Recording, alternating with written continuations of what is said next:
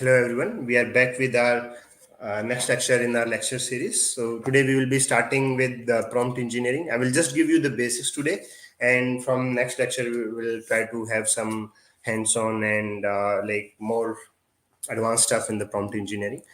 So let me just give you an introduction. I think you already know me. I work in reinforcement learning currently, and I'm working as an AI scientist and manager at UI India, where I work on reinforcement learning based optimal hedging and market surveillance using generative AI. I received several awards for my work, whether it is research, academics, or other industry specific projects. I've also worked at Sony AI Lab Tokyo, and we have a large AI community in India. You can join this community using this link. Uh, and you can also join our WhatsApp channel where we are regularly sharing all the lecture series that we are doing. And you can join this WhatsApp channel to receive all the notification. We also share AI news, which will be very beneficial if you are working in the field of AI. Okay, so I think today's lecture will be very short for 15 minutes, where we'll be talking about prompt engineering and like how is it that we can use ChatGPT for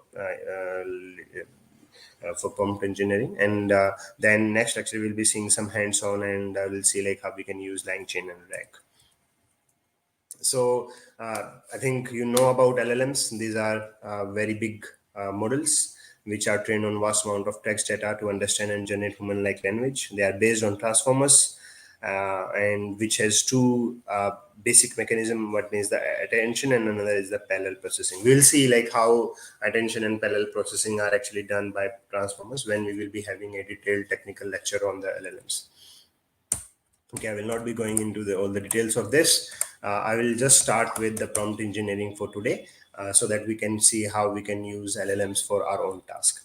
Okay, so if you want to go into, if you want to see like details of prompt engineering, you can go to these links where like all the prompt engineering material is provided, and there is a seminal paper which uses chain of thought prompting, and it is also extensively used uh, to actually prompt the LLMs. And there are other papers as well in the same series, tree of thought, graph of thought, and RL based thought process as well. So these are very common.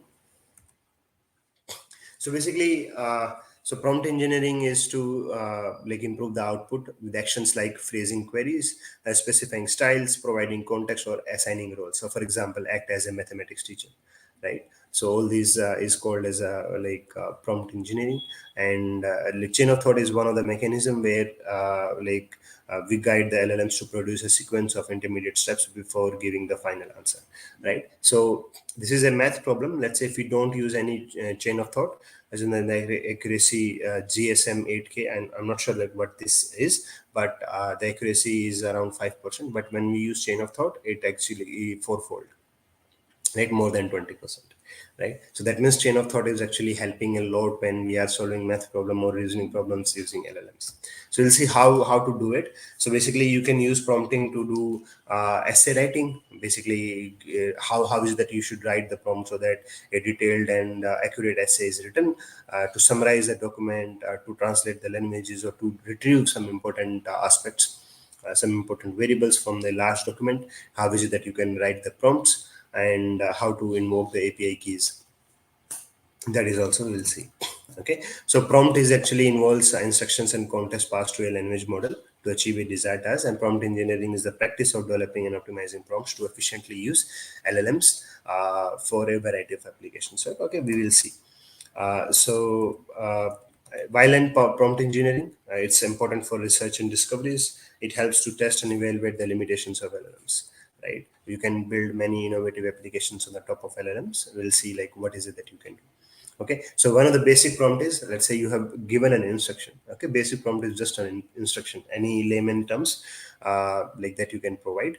So for example, the sky is, it will try to provide the answer blue, and it will also provide you extra information which may not be required, or maybe the information that you are given may not fulfill the context that you are looking for. Okay, so this output is based on the text Da Vinci, we'll see how is it that we, let's say for example the sky is, right, let's say if you want to say about like the pollution level or something, right, so but it is actually referring it to the color, right? So let's just see how is it that we can amend the prompts to generate the response that we want. So basically the elements of a prompt is basically like one is the instruction where we provide what the LLM should do, and then what is the input data we have provided. We can also provide some context, for example in big knowledge base, and then there will be an output indicator. We don't have to provide an indicator always, but it's good to provide, right? It will give LLM extra information. Okay, so let's just see how is it that we can use LLMs for text summarization, question answering, and so on. Okay, so before that, let's just see a few approaches in prompt engineering, so which is called as zero shot prompting, one shot prompting, few shot prompting. Zero shot prompting is basically like when we don't give any example to the LLMs, and LLMs actually struggle when we like only use zero shot prompting. Okay, so let me give you an example how this few shot prompting actually helps LLMs. So basically giving an example beforehand helps LLM to see like what is it that we want. Okay, so for example we have given this tweet as the input, please find my missing luggage. We have given that sentiment is negative. Now we will be in the LH2 Frankfurt very soon. Cheers. The sentiment is positive. Now we have given refused to compensate me for 2 days cancel flight or drop off an airline. Okay, so now we are asking what is the sentiment. So now using these two examples, LLM gets to know, okay, so I have to return the sentiment in positive or negative. So it has given the response as negative. Okay, so it's an example of two shot prompting. So we can actually provide multiple examples as well. So for example, 3 to 6 as a few short example prompt. Okay, so let's just see how is it that you can actually do a text summarization. Let's say you have given a context vector and then the instruction explain the above in one sentence. You can also say explain the above in two sentences based on your requirement, right? This is how you do the summarization. Maybe you can say that explain the above in one sentence by uh, providing the context to, let's say, how the body's immune system work, right? So you can provide more information in the instruction, and accordingly the response of the summary actually comes. Okay, so that is how the text summarization actually works. So I think I'm giving only one example for text summarization because I'm just covering only the basics of prompt engineering today. I think maybe in the next lecture or next lecture we will cover the coding part as well. To do question answering, let's say we have given the instruction. This is the instruction. Answer the question based on the context below. This is the context, and keep the answer short and concise, and respond unsure about the answer if not sure. Right. So this is the instruction. We have provided the context, and then there is a question, right, that we want the LLM to answer. What was OKT3 originally sourced from? The answer is mice. Similarly, for text classification, you just provide your instruction, classify the text into neutral, negative, or positive. The text is this, it will do the classification.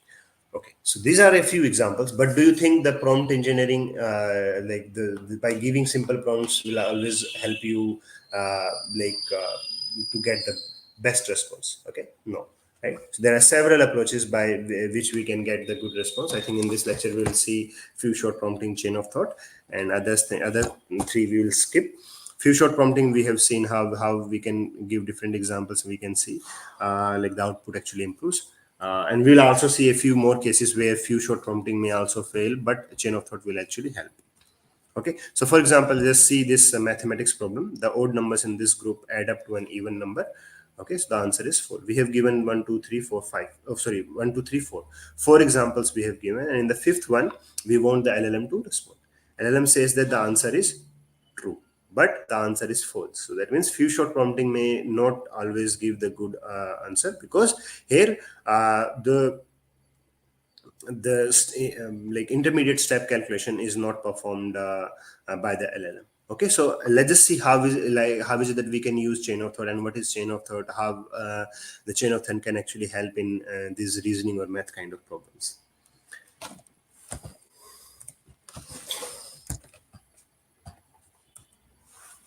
Okay, now let's just see. So this is a chain of thought. Prompting can be further improved by instructing the M model to reason about the task when responding.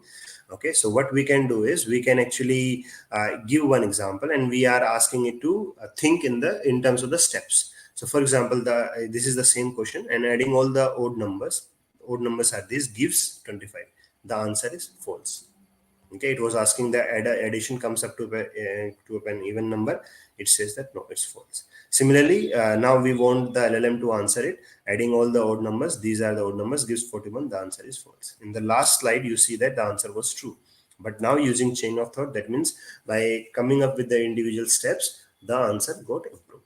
Let's say if we use zero shot chain of thought, let's say this is a reasoning problem. I went to the market and bought 10 apples. I gave 2 apples to the neighbor, 2 to the repairman, and then went and bought 5 more apples and ate 1. How many apples do I have? 11 apples. Zero shot prompting, which is a wrong answer. Let's just see. I will only give one more instruction, to actually give it a feeling of chain of thought. So the same instruction or the context, you can say, and then there is an additional instruction. Let's think step by step. It is thinking step by step. Okay, started with 10 apples, gave 2 to the neighbor, 2 to the repairman, left with 6, and so on. And then finally, you are left with 10 apples. The answer has been improved. That means chain of thought with zero shot prompting, few shot prompting actually helps the LLM to come up with the right reasoning answer. Okay, so that means it thinks step by step as well. Okay, so this was zero shot prompting. I think there are many more cases as well by which you can actually improve LLMs, and this was a good example of prompt engineering.